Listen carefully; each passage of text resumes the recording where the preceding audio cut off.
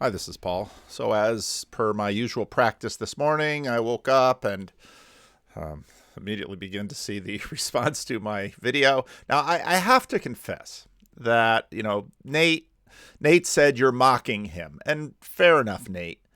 I know we all have our own sinful predilections, and by virtue, I suppose, of my East Coast upbringing, and perhaps some genetic traits in me from the Frisians and perhaps the Jews. I have a weakness for mocking. I do, and yeah, I'm not going to lie that every now and then it doesn't help the YouTube analytics. And in terms of my own sanctification, something I got to continue to work on to get a handle with. But in my defense, Jesus does sometimes use mockery, as does the Bible, as does Elijah on Mount Carmel. So, on one hand, mocking is something I have to keep a hold of, and not let run too far, and be respectful. So it's fair enough, Nate. Fair enough. As to your ideas that Sam Harris is talking about the kingdom of God, he would be offended by such nomenclature, Nate. So Nate responded to me on Twitter and in the comment stream, and I knew when I made this conversation or when I made this commentary video, that some were going to like it and some weren't, and some were really going to like it because it's just fun to dunk on Sam Harris. And a lot of it stems, I watched the last little bit of it before being able to queue up for this. A lot of it stems from my frustration that I would love to see I would love to see Sam and Jordan have a better conversation. And as I mentioned with the Four Horsemen video, reps matter. What do I mean by that? The amount of conversation, rapport, relationship between two people that impacts the conversation. Conversations are not just bags of ideas throwing ideas at one another. And that's sort of how we imagine debate to be on the internet. I saw that Greg Enriquez wrote an article for Psychology Today walking through John Vervaeke's 4P and 3R knowledge, cognition. So, and I thought it was a good article. So, I guess and some people will say, well, then why pay attention to this at all? Fair enough. But Sam Harris does have a legitimate following and a considerable following, as does Jordan Peterson. And I think for them to have a more productive conversation would lead to their followings having a better understanding of each other. Now, there's still a number of elements that I want to deal with Sam Harris. I've been chatting with someone over Twitter Messenger, and he gave me another sort of B-list celebrity atheist video with some regular knocks. And there's a bunch of stuff that I actually want to engage in that video as well. And I've only got about an hour or so before I have a conversation scheduled with someone. So how much I'll be able to get done in this video, I don't know. Actually, this afternoon, I will be recording an episode of Unbelievable with Justin Brierley, which I'm very excited about. And Justin's talked about having me on the program for a while, so that's fun. And when I talk to BJ Campbell, the only thing more fun than listening to Joe Rogan is being on Joe Rogan. And in many ways, it's not exactly the same, but Unbelievable, I've been a fan of that show since it first came out on podcast. Obviously, I'm not in the UK, so I couldn't listen to the actual radio, but Unbelievable was very early into the podcast game. And because I'm kind of a techie, I was very early on playing with podcasts. And so Unbelievable and Leo Laporte's Twit Network were about the two earliest podcasts that Mark Maron, there's some real early ones that I was listening to way back in the day. I just thought it was amazing that I could download and listen to these things for free. I thought that was incredible. So I'll be on Unbelievable today. I don't know when it will come out on his channel, but really looking forward to it. I think Justin Brierley does an amazing job helping to lay out conversations and keep them from going sideways. Anyway, so yeah, I'll try and restrain the mocking. Also on Twitter, a number of people mentioned the puppets and Byrne, and of course Byrne's got some highly developed and very refined ideas about puppets, and has not little or no love for these fellas. So Byrne and I are gonna. I'm not gonna defend this on some kind of cultural ground. I'm just gonna be the silly monkey that I am. So. And yeah, I give people crap for saying that. And here I said it of myself. I didn't say that of myself in an evolutionary way. I said that of myself in a behavioral way. So anyway, so I wrote a pretty substantive Substack on this, which followed a Twitter thread that I made.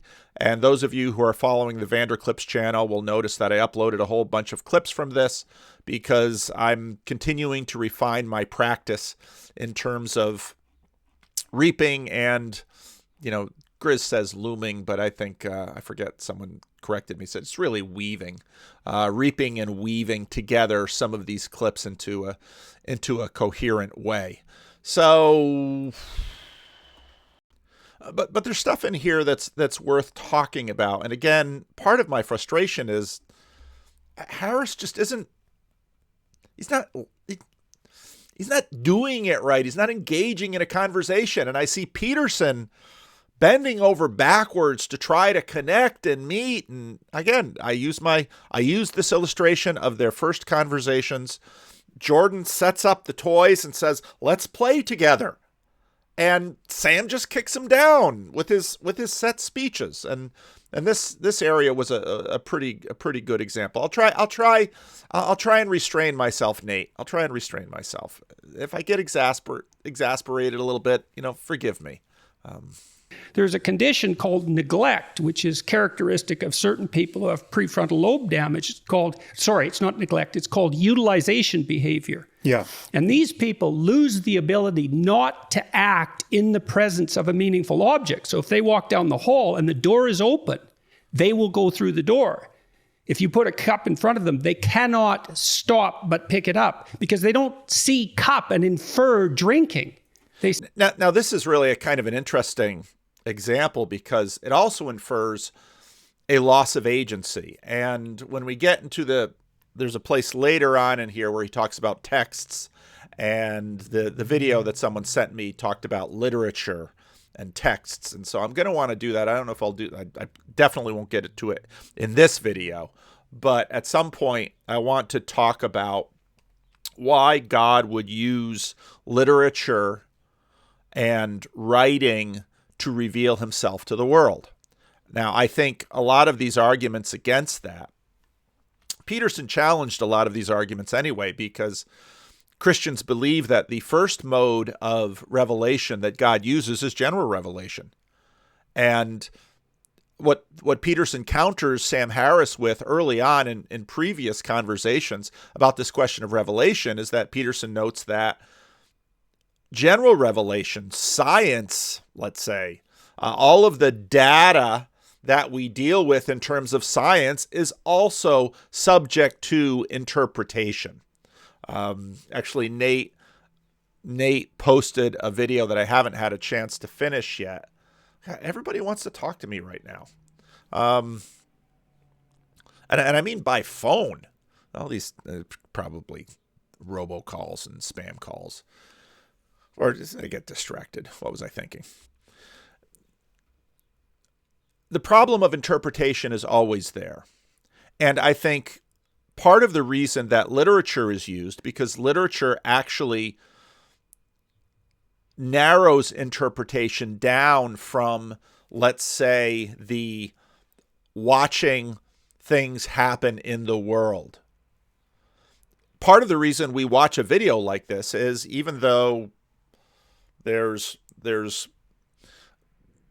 something recorded here that we wouldn't deny, we can do a transcripts of the language, we can describe the physical features and the facial, we can do all of that, but we would still have differences of interpretation. That doesn't go away. And now this person is going to argue that, well, certainly an omniscient God could communicate in a way that would be That's a huge issue that deserves much more attention than this. But I thought this is a fascinating little instantiation, because this person with this disorder sees a cup and must drink, and it's I think when people imagine the kinds of texts that would somehow be infallible on their score, that's the kind of thing that they're imagining, something that would take away our agency. And I think C.S. Lewis addresses this well in Screwtape Letters, because the devil's right, our father below wants to turn people into cattle. The enemy above wants to turn them into sons and have them grow up into the kind of agency that God himself has. And for that reason, he doesn't destroy our agency in order to get some kind of blind complicity. So, and that's not a new argument. That's sort of like the C.S. Lewis's free will argument. Now, I don't particularly care for the phrase free will. I much prefer something more like real agency, but let's keep going. See drinking object directly. And so even that is-ought distinction is deceptive in a very fundamental sense, because it's predicated on the idea that what we see are meaningless objects, and that we lay an overlay of meaning on top of that. And it's not by no means obvious at all that that's how we see. Yeah. Now, I think perhaps some of you, so there are those who are really down on the is-ought distinction, on the fact-value distinction, and those who are saying, well, I think maybe that distinction isn't as hard-pressed. I hear Sam saying, well, I've seen through it, and he hasn't given me any evidence in this video that he's really seen through it. And what he says simply, to me, looks incoherent. Jordan Peterson, I hear saying, this is a real challenge, but he's not staking a claim that it's definitive. And I think some of you out there in the Christian realm will say, basically, that the oughts of God have been built into his creation. And that's sort of, I know, Bionic Mosquito, get ready, Carl. I'm going to say those precious words to you. Natural law. That's sort of where they're coming at. And that's why I'm sort of with Peterson here. I see the is-ought, the fact value, as a challenge. I don't know that it's permanent. And the reason why I have suspicions that it is not finally a cavern. I think it is a cavern for us. And I think in some ways the fact value is-ought challenge itself is a function of this Cartesian dualism that seriously splits the upper and lower registers. Okay? So I'll be very interested to hear the comments on that little nugget I threw out. But for now, especially if you're deeply embedded in a modernistic frame, is-ought is a tremendous challenge that comes along with that frame. And I think Peterson is right in pushing Sam on this. And I don't think Sam adequately engages with the seriousness of it at all. And that's part of the reason why it's been so difficult to make machines that can see and act in the real world, because the object world is not simple. And that value structure that you're describing, that value structure, right? That is embedded in all of our perceptions in ways that we are only beginning to understand scientifically. And for those of you who don't know, so I come out of the Dutch Calvinist tradition. Cornelius Van Til, presuppositionalism is pretty deep in our tradition. And so I certainly have a lot of my formation was very much in presuppositionalist camps. And so when Peterson notes this, there is a way in which, I agree. Yeah, I mean, there's so many ways in which our, what's called folk psychological sense of what our minds do is just completely broken, right? And we have Now that in itself is not a bad phrase, but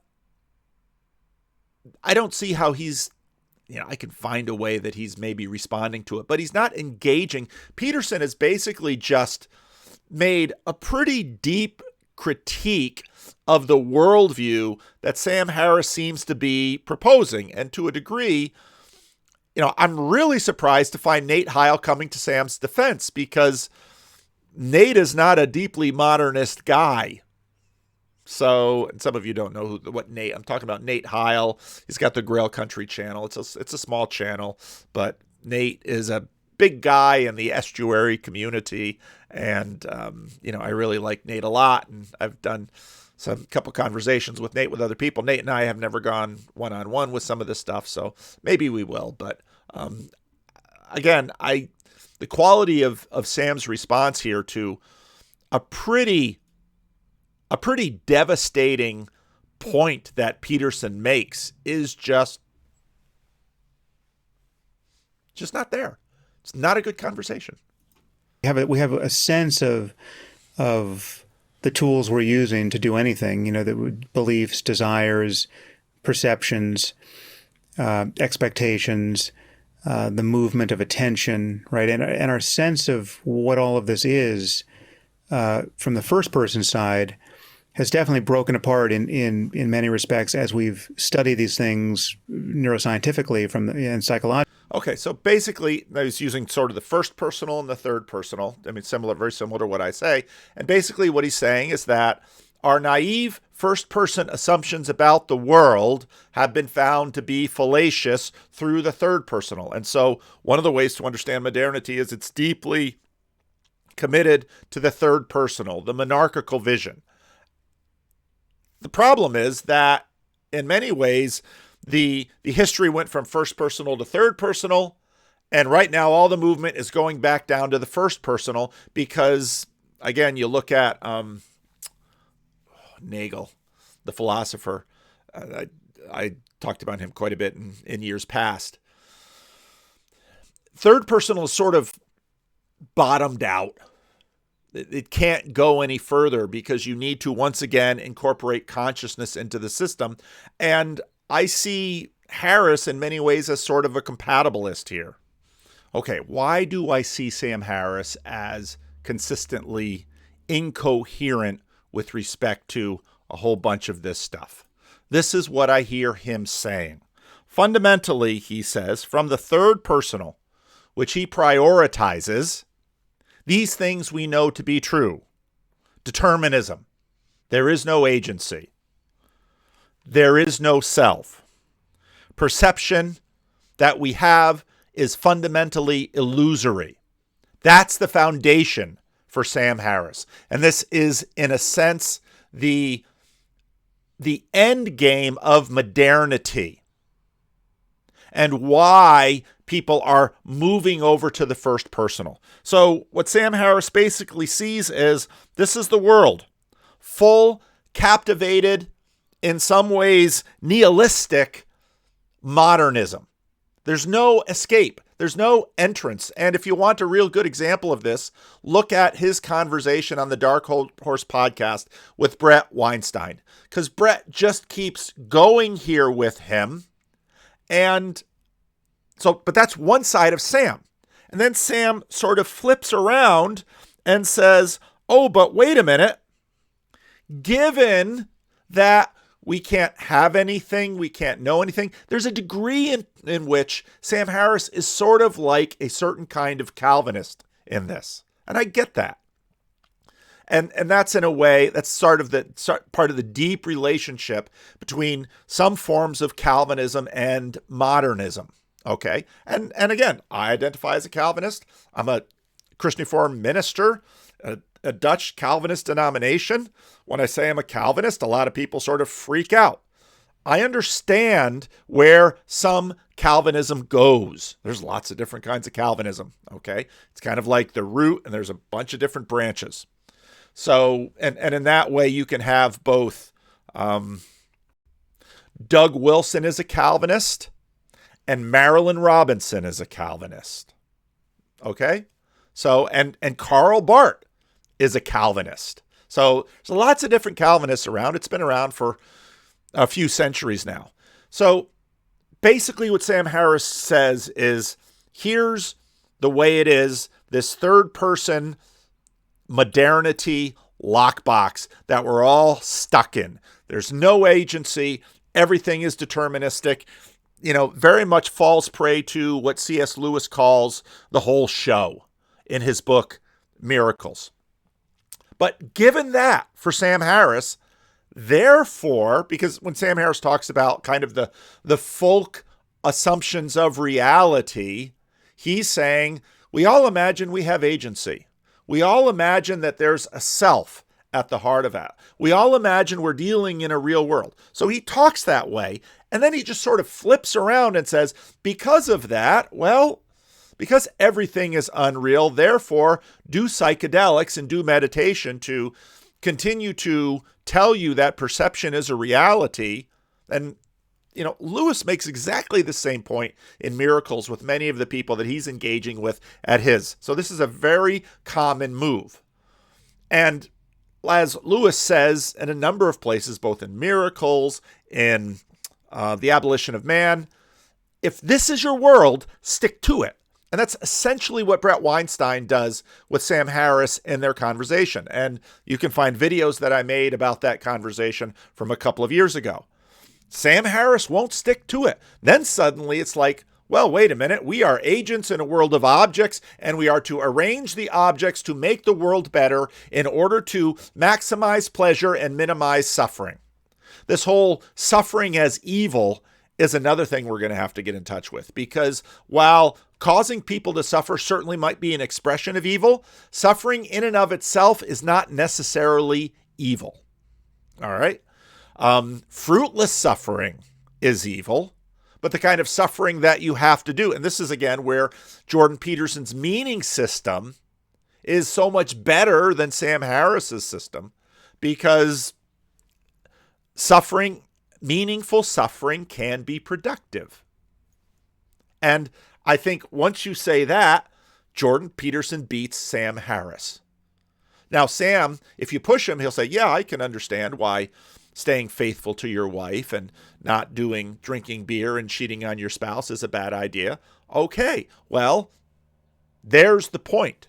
But then he turns around, okay, we're going to make the world better. And this is where Nate is going to have to respond to me, because this is the irony of the modernist project. And the reason why it's increasingly being set aside is the tension between these two positions. Because if on one hand, we're just simply locked in a determinist world and there is no self and perception is an illusion, then the entire modern project, which is in many ways deeply based on the Enlightenment and its Christian roots of making the world better through observation and rationality, doesn't make sense, because you don't have the grounding upon which to make observation and to express rationality. The whole system is done. That's why modernity is going away, because of the inability to actually reconcile the first person and the third person. That's why modernity is passing away. Logically, from the third person side, and understanding ourselves, understanding the world and our place within it and what's possible is inevitable. See, and actually, I should pull it out again. Cord made a wonderful GIF of mine where just the patch over the manifest image and the scientific image, he just switches back and forth all the time. And that's the problem with late stage nihilistic modernity, is they don't have a system that affords their agenda. And here he goes again, and he just switches back and forth. Because on one hand, just listen to him with Brett Weinstein. You know, it's we're watching the movie. And the way he sort of squares it is try to say, basically, and this is where he flips into a strange idealism. Well, just basically by changing how I view the movie, I can turn my movie into a better movie. Oh, okay. But hey, wait a minute. We were just having a conversation about hell. And Microsoft improved their little whiteboard so I can. Here it is. So here's hell, and where everyone suffers maximally all the time. Okay, but if you're going to take this idealist turn, where there can be no hell because hell and evil are all part of perception, then why fight the Islamists and the religious people? That makes no sense either. I don't know, Nate, if you think I'm mocking. I'm just saying I find it completely incoherent every time I listen to him. This is where I wind up. Inevitably a marriage of those two sides. I mean, you can't fully banish first-person experience because most of what we know about ourselves has a cash value in terms of the experiential side. I mean, there's to take the greatest case, there's simply no evidence of consciousness anywhere in the universe, but for the fact that we know it to exist in ourselves from the first-person side. I mean, you can't. Now, again, he starts talking sense, and then he loses the thread. So what he said right there, okay, first of all, there's no evidence of consciousness except our experience of consciousness. That, I would say, is evidence of consciousness. Now listen as he keeps going. Look at a brain, even a living one, and form any intuition that it's a locus of consciousness. It's the intuition that we have is because of we say, okay, well, I have this brain and I'm experiencing consciousness, so therefore maybe there's consciousness in that other brain. I mean, we're going to try to avoid solipsism here, although sometimes when I listen to him, I think, kind of getting close to the edge of solipsism with some of the things that he says. Only by correlating changes in the experience of living people with, tools of neuroimaging in this case, or things like EEG, where we say, okay, well, when the brain's doing that. EEG doesn't tell us anything either. We look at this brain and we add stimulus and things move. It's like looking at my dog, adding some stimulus, and my dog moves.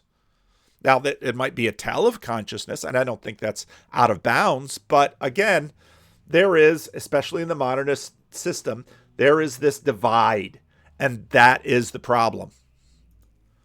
There's something that it's like to experience those changes, right? And we pretend rather often to take the third-person science side off the gold standard of first-person experience and say, okay, well, that's really, the mind may be an illusion, maybe even consciousness is an illusion. What we know is happening is there are brains that are processing information, and we've got things like synapses and neuromodulators and neurotransmitters, and that's the real stuff, right? That's the reality. This mind part is some kind of right. That's a definition, though, not an observation. It's just like, a tissue of confusion. You mean by reality, right? And that's a big problem. Yeah, you can't. So this is the flipping back. Well, maybe, and it's always one side. The idealist basically starts with mind, and says, well, maybe the material world is a function of our perception, and the materialist starts at the bottom and says, well, maybe the mind, our experience of agency, is an illusion. And Sam just keeps flipping back and forth. You're going to have to, the goal is to try to figure out how they connect together. It's a very hard thing. We don't have it. Banish the side which is in fact cashing out so many of your claims about the nature of, in this case, the brain.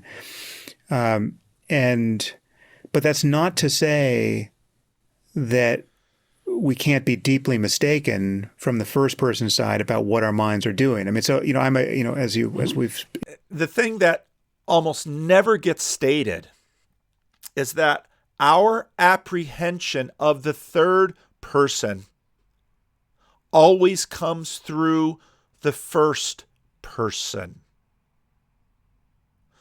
The scientist looks and at the results through the first personal. That's why Peugeot, how do you talk? Andrew with the bangs asked, how do you talk to a theoretical physicist? You're a pattern seeing patterns. It's going on both sides. You're a pattern seeing patterns. There isn't a non-seeing thing called science. Indicated here already, I'm an enormous fan of meditation. I think it's indispensable for understanding certain things about the nature of the mind. But you can't even tell that you have a brain by meditating, right? Much less you know what it's doing, right? So it's like there's things that there are some major blind spots in first person experience, no matter how you train experience. But you can notice, for instance, that the sense of self, the sense that you're a subject interior to your experience, that you're a kind of a locus of a consciousness that is appropriating experience, that is an illusion, or at best a convention, right? A kind of construction that you can cease to construct. And so much of and so why do you believe that that's so useful? There's something core here. Yeah, no, it's a great question. I want to make one observation before we go back to that. So, well, one of the things I learned when I was studying ancient Egyptian mythology was that the Egyptians worshipped Horus. That's the eye. Yeah. And we may have talked about this before, but they weren't worshiping rationality. They weren't worshiping that monkey mind. They were worshiping attention itself. Mm-hmm. And they regarded attention as the process that revitalized dead totalitarianism, because they had a god for that. That was Osiris.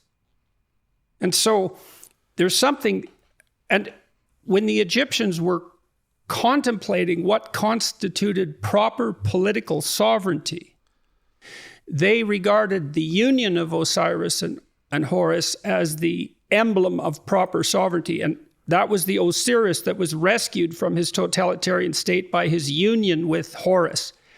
So it's like the conceptual world, which tends to ossify, like Egypt in the Exodus book, and the attention process, which focuses perhaps on what's outside of totalitarian certainty, and therefore continues to update it. And that's not rationality. And I think it's pointing to something that's similar to what you're fascinated by with your concentration on it. I think it's on attention. Okay. Now, to watch my videos over the last 4 years will let you know and demonstrate to you that I am on my own learning curve. And there was a while where whenever Peterson would go to the Egypt stuff, I would just sort of, or back to the Egypt stuff. I don't think I understood what he is looking for in the Egypt stuff. And now that he is connecting, now it makes much more sense why his fascination with Exodus, because Exodus is obviously one of the deep connections in terms of the Hebrews and the Bible and Egypt. Okay. Early in this video, he asked Sam a two-prong question about attention, and then the other is the izot. And we've been basically stuck on the izot for a while now. But if you go back to Peterson's conversation with Peugeot, attention is the avenue, and that's what connects it to Egypt. Attention is the avenue by which he's trying to figure out worship.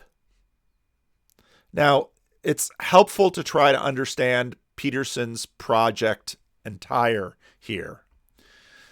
Key to understanding what's going on with Peterson is he looks at the Bible and Western civilization. We've been looking at the Joe Rogan podcast, and Peterson says that the Bible is the foundation for Western civilization.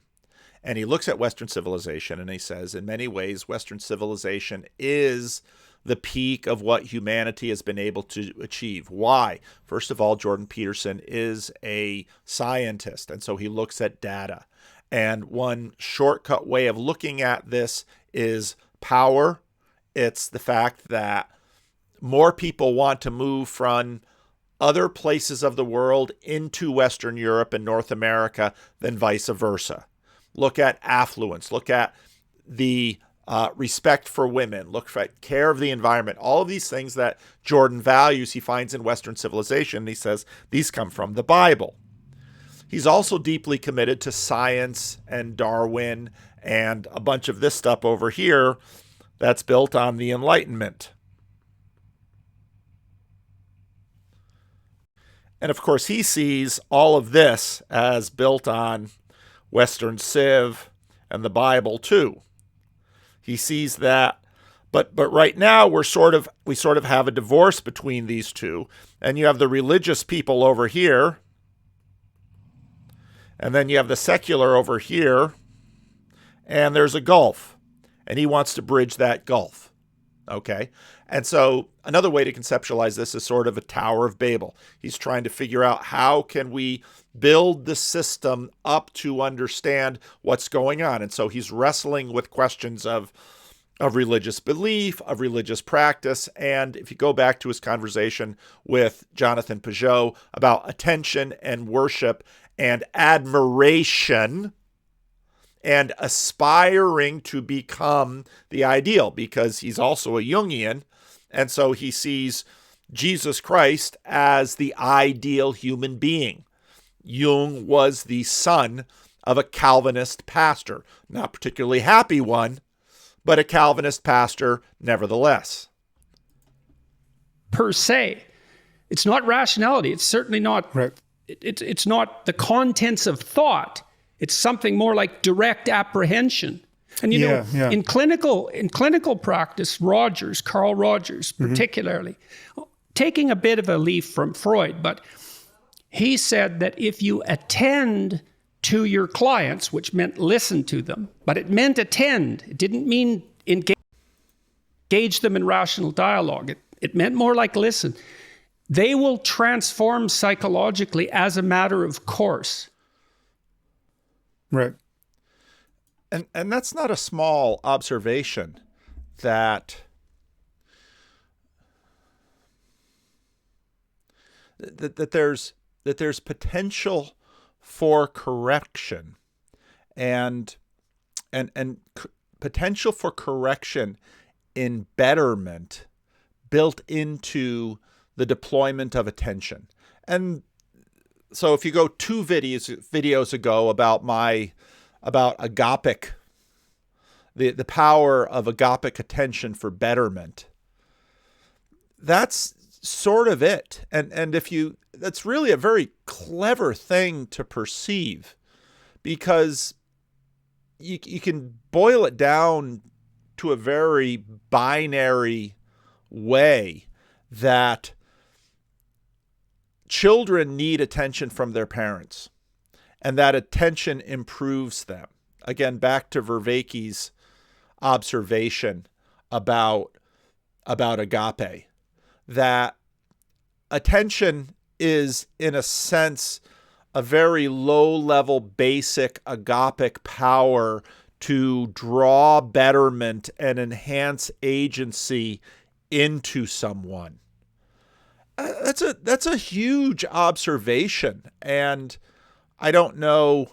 I've heard Peterson make this point that this is part of the reason. I know my YouTube channel is insane. I get that, because I listen to things again and again. I stick with a conversation like this with Sam Harris. It's like, I listen to Sam Harris. I mean, for all the reasons that I've already detailed. But having listened to Peterson talk about Carl Rogers and attention, I've never before seen the connection between that and Vervaeke's agape, for example. But I think that's it. And again, this is where the Christian intuition about loving in order to know offers some bridgement between the fact-value distinction or the is-ought distinction. That even as imagined contentless that attention might be, that there's still a tell of, in Christian terms, the life we were made for in something as common as attention.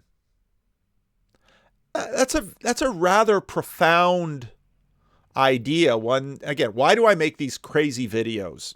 Well, why do you watch my crazy videos? There is a certain amount of insanity to what I'm doing here. I fully get that. But what you all do through this crazy contraption of YouTube is that I talk to you and you talk back, and sometimes I say things that make you a little upset, and then I really hear from you. But that give and take, that back and forth, that dialogos, it's all part of the process, and it's all healthy. And even something as seemingly benign as attention is a tell, at least I'm going to say this as a Christian minister, of the grace and power of God for our betterment. And it's right there in the loving gaze of every mother to her child. And it's right there in the encouraging attention that a father gives to his son or his daughter. That's a profound thing that, again, I come up with these insights when I do this crazy thing of critiquing and commenting on videos and conversations. And again, even though I've heard Peterson make this point many, many times, I've never thought of it before. Maybe make a little clip out of this. Who knows? I'm almost out of time. I've got a conversation at noon. I just had to go out and take a picture with the coffee break ladies.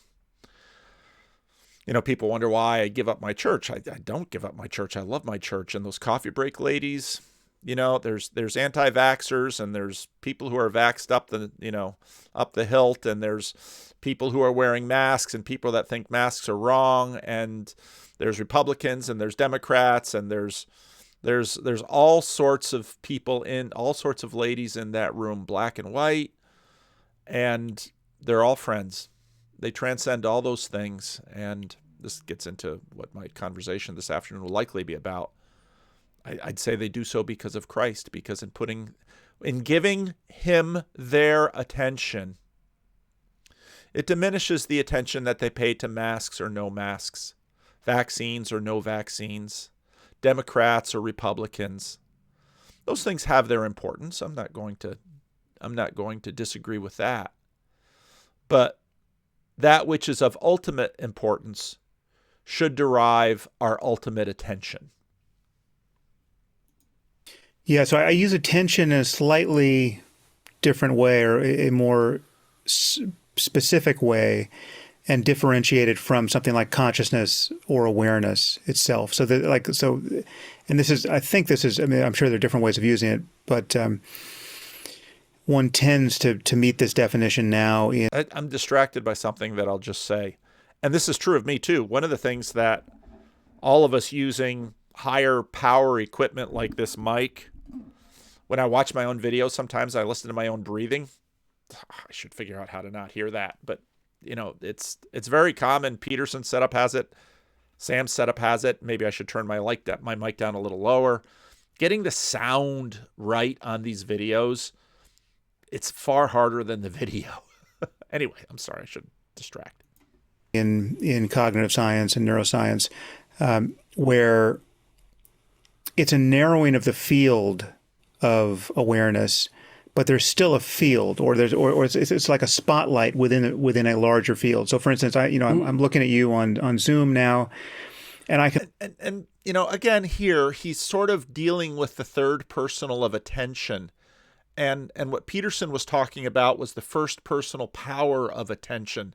And I listened to this whole section before, and I think some point these two are just missing each other. And I don't think Sam's paying attention. That's driving me crazy. Nate, I'm trying to be a good boy here, Nate. I'm trying. But Sam's making me a little nuts. So I don't know if I'm going to do all of this. Some of the stuff at the end is where I really want to pick up on some of it. So I think I'll leave it here for now. Yeah, then they're going to wind up with all these Hank and Sam, a different Sam. You know, how many videos I'm going to make about this video. And I really want to get back to the Rogan video where they discuss success. I thought that was the best part of that conversation because, and I'm getting more and more conversations in the can now that I have to release 2, but when these videos come out, I kind of have to pay attention to them, especially now that Jordan is putting out more and more stuff. So back during his pause, it was a little bit easier. So anyway, so paid attention to attention and Peterson's, Sam Harris's Why Modernity is Going Away. Okay, thanks for watching. I got to shut this thing down.